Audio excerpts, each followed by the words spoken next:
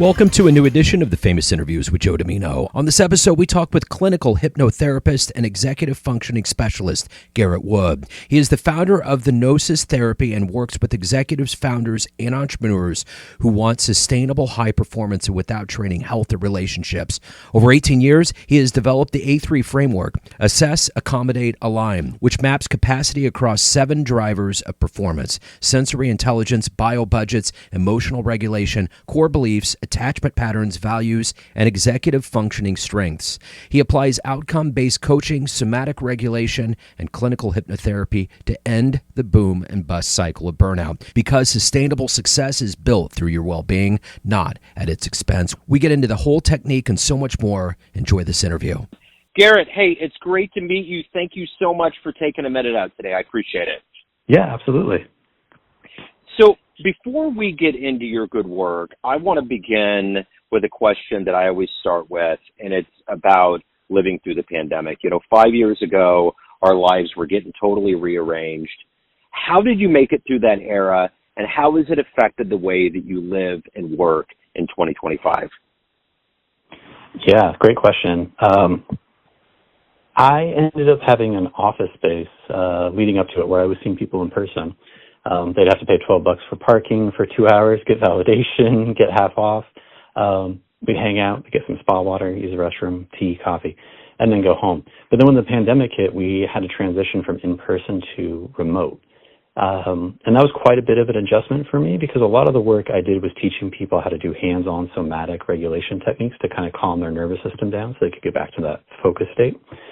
So going from demonstrating on myself, on them, having them do it, to having to do that online was a big hurdle. But we got it figured out. Everyone's getting the results that they need. And so the work continues on even better now, more than ever. And it's freed me up an opportunity to work with a lot more people than just here in my local community, which has been nice. But that change in the day-to-day structure of driving into the office, of knowing when work began and ended because I was in the office versus being remote, is very different. It seems like now we're always on instead of bookended days. So that was probably the biggest change for me in my work and in my personal life as well.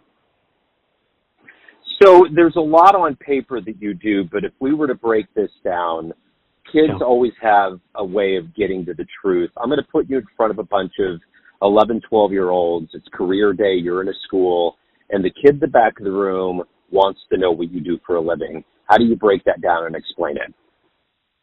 Yeah.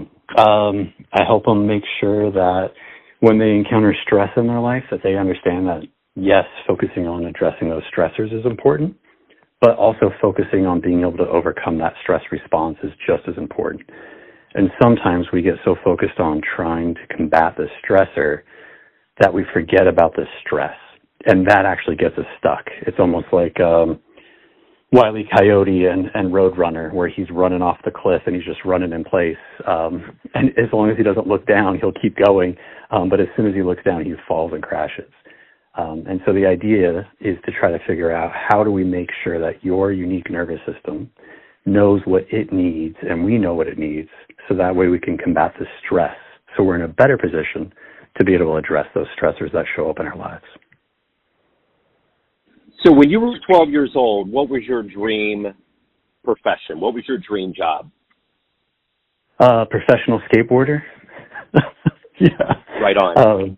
I had a Thrasher magazine episode edition that had Chad Muska in it, and he'd been in a skate video I was a big fan of.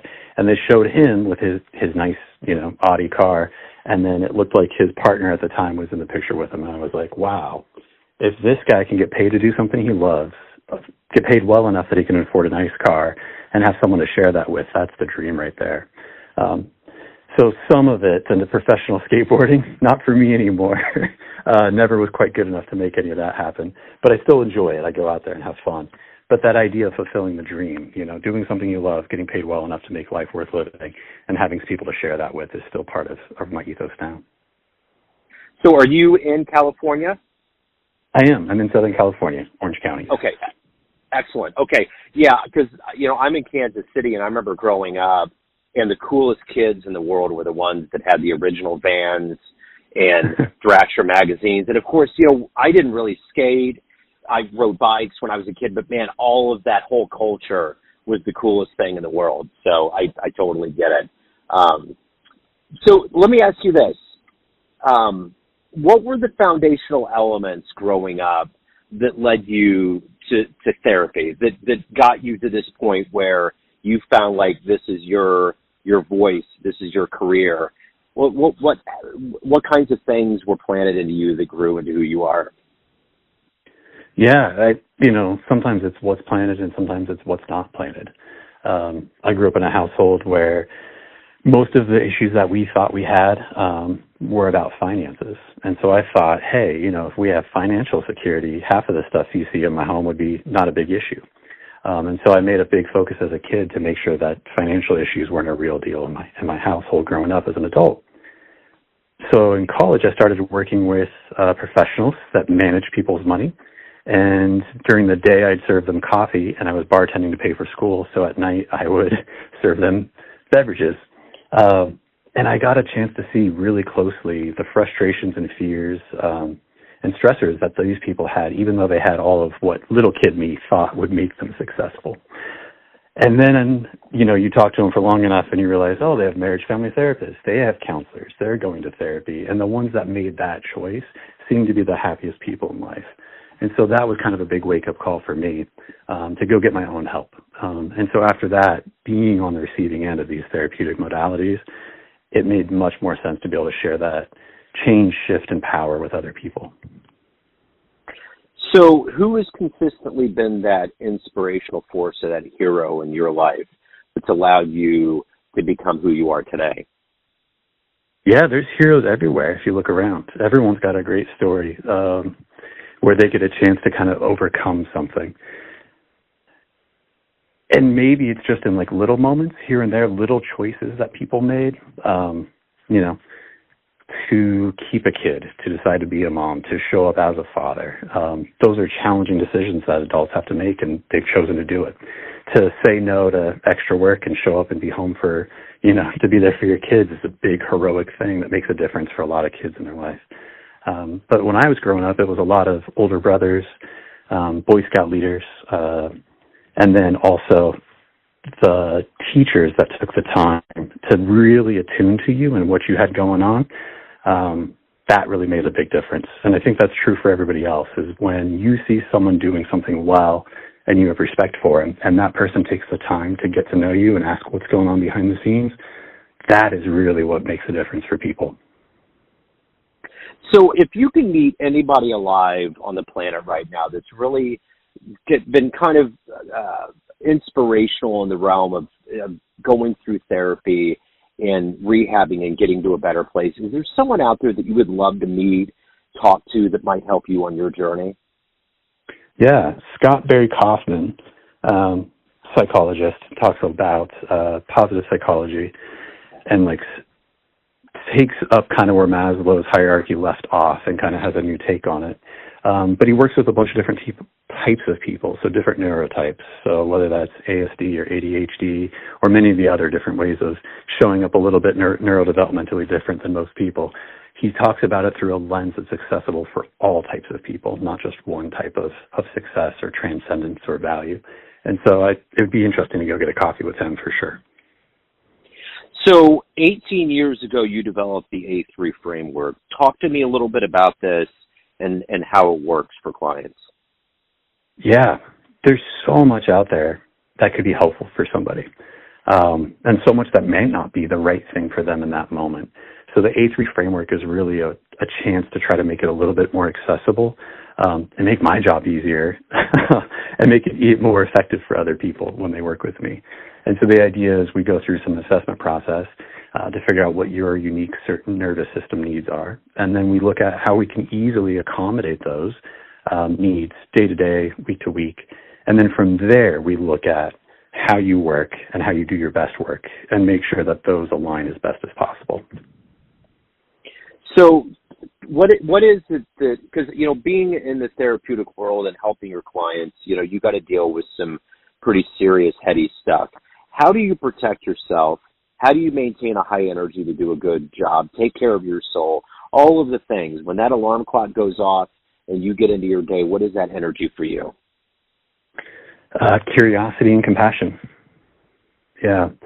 I'm super curious about what's going to show up and what's unique and different about this person's experience of this similar type of thing that is a very human experience, and what would be most helpful for them in that moment.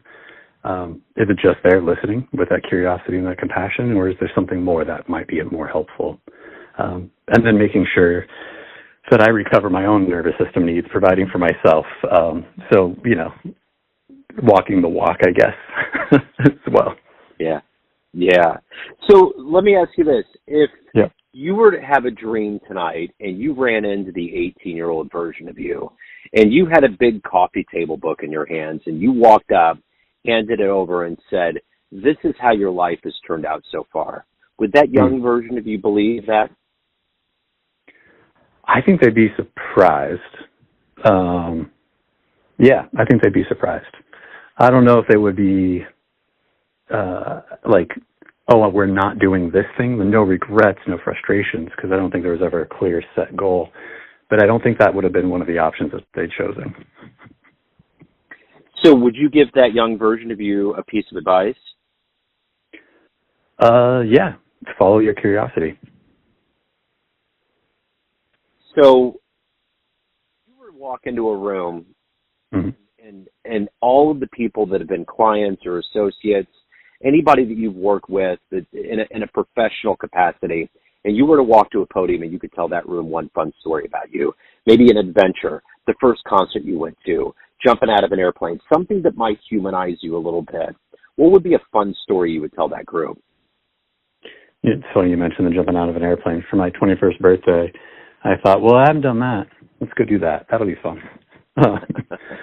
So we drove up to just outside of like a naval base around Santa Barbara area. So when you jump out of the plane, you can actually see the ocean, which is kind of cool. But as I was there waiting, you watch a 10-minute video. They pack in all the bags. I think it was the first jump out of the day. And I'm sitting there after you sign the waiver saying if something bad happens, it's your fault. And you wouldn't be around to know anyway, right? So you're definitely facing your own mortality at that moment. And I'm listening to these professionals share their stories about their week and their past jumps. And I'm just there sipping my coffee as they're doing their thing, kind of a fly on the wall. But as I'm there, I'm listening to them talk about how much they had to drink the night before and how hungover they were this morning. And they're sitting there packing the bags. And so my anxiety level, my excitement was through the roof already. But then listening to that, I was like, wow, is he really paying attention? Maybe don't talk to him so much. Let him focus. He needs all of his capacity to pay attention to this right now. Wow. And I guess the people packing the bags is usually not the jump instructor. It's like a pay-to-play kind of thing. So it's like the bar back at the bar before they become the bartender. And so they get paid in tips from the jump instructors, which I thought that was really interesting. So I made sure to go over and hand them, which one's going to be mine? Can you make sure that one's good? Here's an extra 50. Yeah, for sure. Yeah. So let me ask you this. At the end of the day, with everything that you've gone through with your career, all of the evolution, what are you ultimately the proudest of?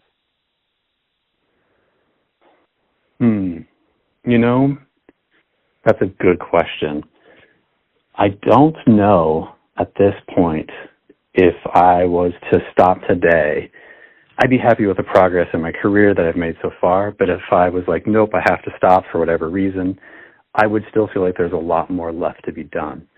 So I'm less concerned about what I'm most proud of and more excited about what the future holds for myself, my career, my clients, my practice.